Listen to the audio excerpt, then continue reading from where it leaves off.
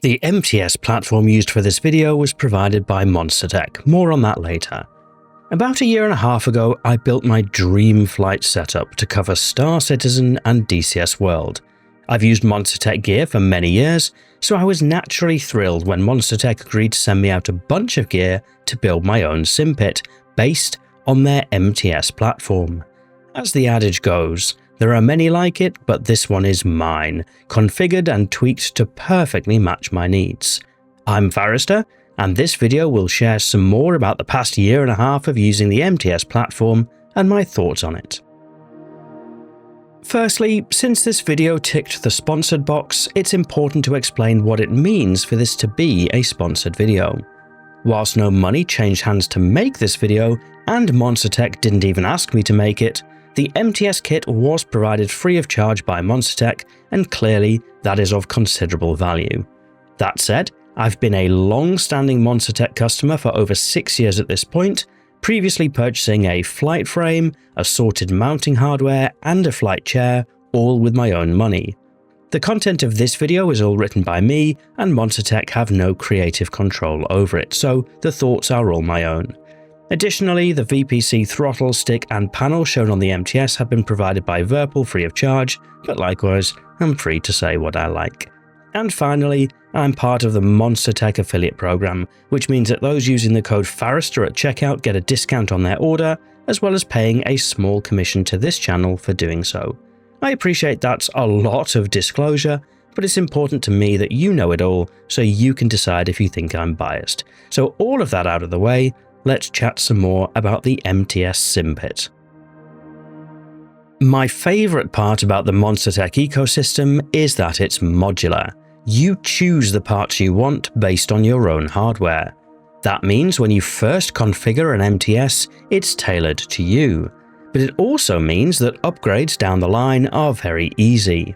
Since originally building the Simpit, I've subsequently added a Stream Deck Plus, a second button box, and a whole UFC and MFD arrangement for flight sims.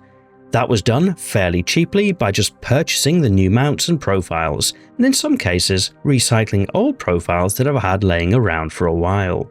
And that's part of the beauty of the MTS platform. You're buying into the precision engineered ecosystem, where expansion is easy and the commonality of parts often reduces redundancy as your system evolves and changes. It's easy to adjust or change parts and is personalized to you, whether that's center stick, side stick, dual stick, or even a yoke and wheel. Building the platform can take a little time. This took about a day or so to get it right. And choosing the right parts is key. I couldn't have built mine without careful planning in advance, although thankfully there is an MTS configurator on the MonsterTech website to help with that. Because of the way that the system works, it's also possible to have a relatively tidy setup if you're wise about routing cables as you build out the platform, and there are some cable management accessories that can help with that. But once it's built, the convenience of the platform is that it's always there, consistent, just ready for flight. Every control is in the same place as last time, exactly the same place, so you quickly build out muscle memory, which can help with your own flight consistency. For me, that muscle memory was key when I started to experiment with virtual reality this year, as my hands instinctively found all of the controls even when I couldn't see them. That's what a year and a half with the MTS can do. The chair is also very comfortable, especially for longer flights. I also use an MTS flight chair as my office chair, which I paid for myself, so for me, that comfort even during longer sessions is reassuring. And there's an awesome feeling of climbing into the cockpit. Every time that movement just sets your mindset ready to fly, as if you were climbing into your jet or spaceship for real.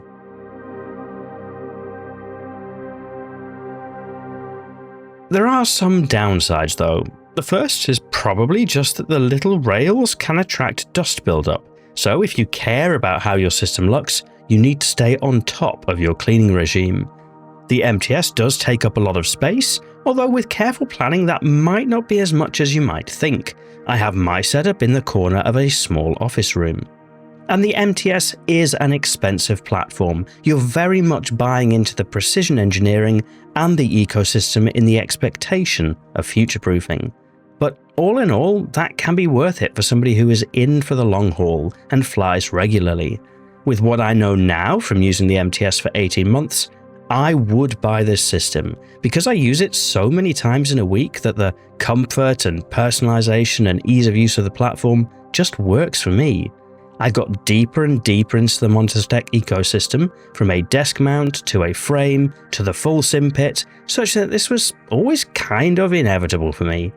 If you're interested in finding out more, I've included a link to the MonsterTech website in the video description, and the MonsterTech Discord server can be a fantastic resource with lots of experienced builders offering helpful advice, or feel free to ask your questions in the video comments. At the risk of going on for too long, if you enjoyed this video, please press the like button and subscribe if you'd like to see more hardware type videos in future. Thank you again MonsterTech for the awesome MTS, and thank you for watching.